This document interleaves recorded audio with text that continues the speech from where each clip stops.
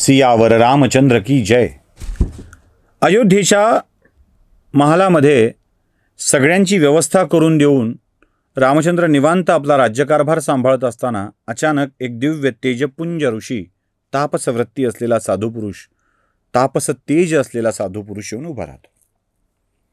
मला लक्ष्मणाला स्वागतासाठी लक्ष्मण तिथे हजर आहे. तो म्हणतो, मुनिवर आपलं स्वागत. आपण कोण आहात, कुठून आले आहात? तो म्हणतो, लक्ष्मणा, मी कोण आहे, कुठून आलो आहे? तर मी एक साधू आहे आणि मला रामचंद्रांना भेटायचं आहे. रामचंद्रांना भेटून मला त्यांच्याशीच काही गुप्त गोष्टी सांगायच्या आहेत. तो म्हणाला, पण आपला परिचय नाही, परिचय देणार नाही, मला रामचंद्रांना भेटायचं, भेटू घालू शकशील का सांग. एवढा तापसी पुरुष बघून लक्ष्मणाला वाटतं की कोणीतरी दिव्य पुरुष आहेत. तो म्हणाला, मी रामचंद्रांच्यापर्यंत आपला निरोप पोहोचवतो, ते आपल्याला बोलवतील, तेव्हा आपण भेटा. लक्ष्मण रामचंद्रांच्याकडे जातो आणि म्हणतो की एक दिव्य पुरुष आहे, तेजपुंज दिसतोय आणि त्याला आपल्याला एकांतात काय बोलायचं आहे, परिचय देत नाही आहे, परिचय काही देत नाही, एकांतात बोलायचं आहे. ते म्हणाले, अरे साधू पुरुष आहे तर आपण बोललंच पाहिजे, ये घेऊन आतमध्ये. रामचंद्र परवानगी दिल्यानंतर त्या साधू पुरुषांचं स्वागत करून लक्ष्मण आत घेऊन येतो आणि बोलायला सुरुवात करण्यापूर्वीच साधू पुरुष म्हणतात, रामचंद्रा, मला एक गोष्ट सांगायची आहे. आता मी जे तुमच्याशी बोलणार आहे ते फार गुप्त आहे. आपल्या दोघांच्या शिवाय यातली गोष्ट कोणीही ऐकता कामा नये, कोणी तिसरा माणूस असता कामा नये. ते म्हणाले, वचन दिलं, ऐकणार नाही कोणी. समजा कोणी ऐकायला आला तर आपण राजा म्हणून त्याला मृत्युदंड द्याल, हा शब्द मला द्या. रामचंद्रांनी तेही मत मान्य केलं. म्हणाले, मृत्युदंड देईल. कोणी दुसरा येऊ नये, अजून कोणी येऊ नये, यासाठी लक्ष्मणानेच द्वारावर थांबलं पाहिजे. हरकत नाही, थांबेल. लक्ष्मणा, द्वारावर थांब, कोणीही आत येणार नाही याची काळजी घे. जो येईल त्याला मृत्युदंड दिला जाईल, हा शब्द मी दिलाय, लक्षात ठेव. त्यामुळे कोणीही आत येता कामा नये. आत तो गेला आणि दोघांच्या बोलण्याला सुरुवात झाली. म्हणाला, ते साधू पुरुष जे आले होते ते म्हणाले, मी काही साधू नाही आहे, मी काही तापस वृत्ती धारण केलेला खरोखर तापस पुरुष नाही आहे.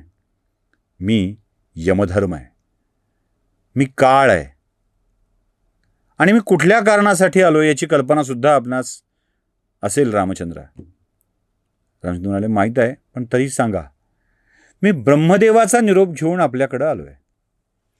प्रभू, अहो बरीच वर्ष झाली तुम्ही या पृथ्वीतलावर अवतार घेऊन तुम्ही राक्षसांना मारलं, त्राटिका मारली, मखत्राता झालात, महर्षींचं कल्याण केलं, अहल्येचा उद्धार केला, रावणाला मारलं, त्यानंतर वेगवेगळी राज्य स्थापन केली, सगळा विस्तार करून ठेवलाय. आता तुमच्या पश्चात राज्य उत्तम चालेल अशी स्थिती आली आहे. आणि मग आता किती दिवस अडकून राहणार यात? आता प्रत्यक्ष भगवान विष्णूच, जगन्नियंता, जगतपालकच इथे अडकून पडला, तिथला कारभार कोण चालणार? प्रभू, सृष्टीचं सगळ्या संचालन आपल्याला करायचं आहे. मग काही नाही, ब्रह्मदेवानी सांगितलंय की आपण आता स्वर्गलोकी आपल्या मूळ रूपात प्रविष्ट व्हावं. ती वेळ जवळ आली आहे आणि काळ म्हणून जी काही व्यवस्था बघायची असते ते माझंही कर्तव्य आहे की आता आपल्याला परत जायची वेळ आली आहे. बघा, काळाची हिंमत नाही आहे, असूही शकत नाही, असूही शकत नाही. कसं म्हणणार, मी काळ आहे देवा, तुला न्यायला आलोय. ते म्हणजे, रे तुझं काम बंद कर, तू मला न्यायला आलास, पण व्यवस्था तर कायम राहिली पाहिजे.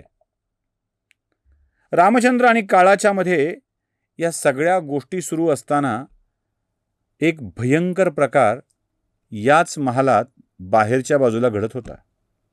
अत्यंत कोपिष्ट असे दुर्वासा ऋषी, अत्यंत कोपिष्ट. जरा राग आला की शापाने भस्मसात करून टाकतील आणि त्यांची शापवाणी खरीच ठरायची. दुर्वासांना कधी आपलं लवकर ऐकलं गेलं नाही तरी राग यायचा, कशाचाही राग यायचा. आणि ते दुर्वासा अयोध्येच्या राजमहालाच्या द्वारावर येऊन थांबलेत. लक्ष्मण समोर आहे. लक्ष्मणला म्हणाले, लक्ष्मणा, मला रामचंद्रांना भेटायचं आणि तात्काळ भेटायचं आहे, विलंब नाही झाला पाहिजे. ते म्हणाले, मुनीवर आपलं स्वागत. आता लक्ष्मण त्याला माहीत आहे आत काय चाललंय. मुनिवर, आपलं स्वागत आहे.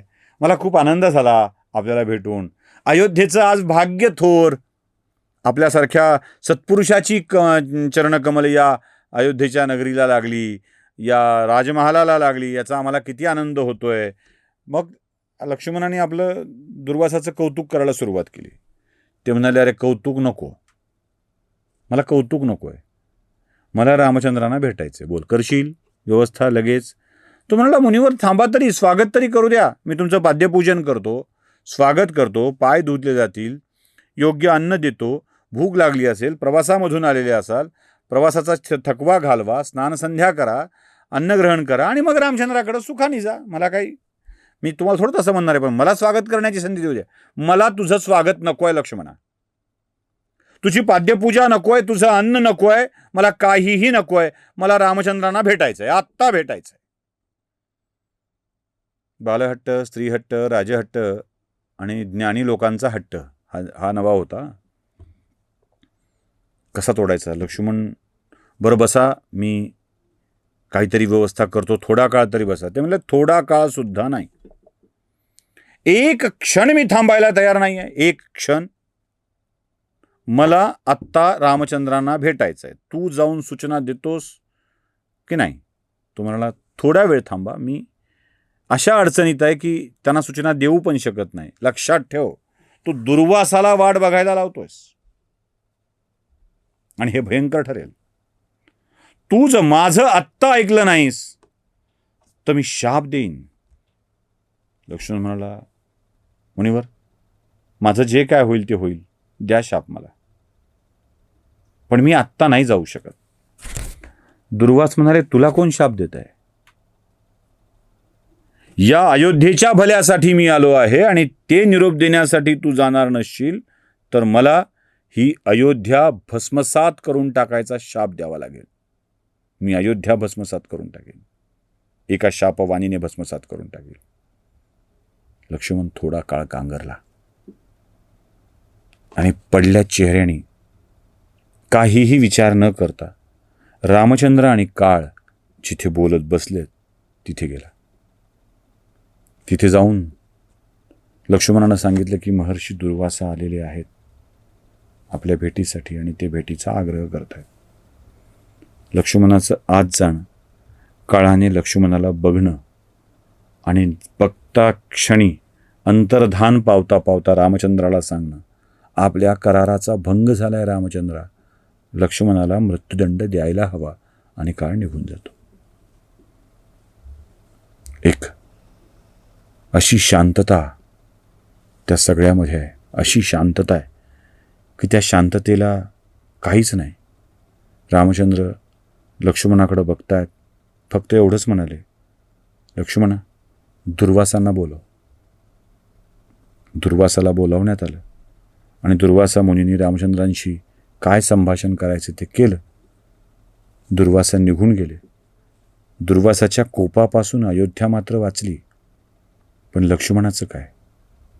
रामचंद्रांनी लक्ष्मणाला सांगितलं, लक्ष्मणा, तुला मृत्यूदंड देणं अटळ आहे. उद्या तुझ्या मृत्यूदंडाची घोषणा मी दरबारात करणार आहे. माझ्यासाठी हे प्रचंड वेदनादायक आहे, पण शब्द दिलाय तो पार पाडायला हवा. लक्ष्मणा, उद्या दरबारात तुझ्या मृत्यूदंडाची घोषणा करण्यात येईल. दरबारात काय होत आहे? दरबारात एक विलक्षण कथा आकाराला येते आहे. ही कथा एका वेगळ्याच धाटणीकडे जाते. रामचंद्रांच्या एकूण आत्तापर्यंतच्या कार्याच्या सगळ्याच गोष्टीचं उत्तर एका वाक्यात देणारी ही कथा आहे. ती काय आहे ते बघूया पुढच्या भागात. सियावर रामचंद्र की जय.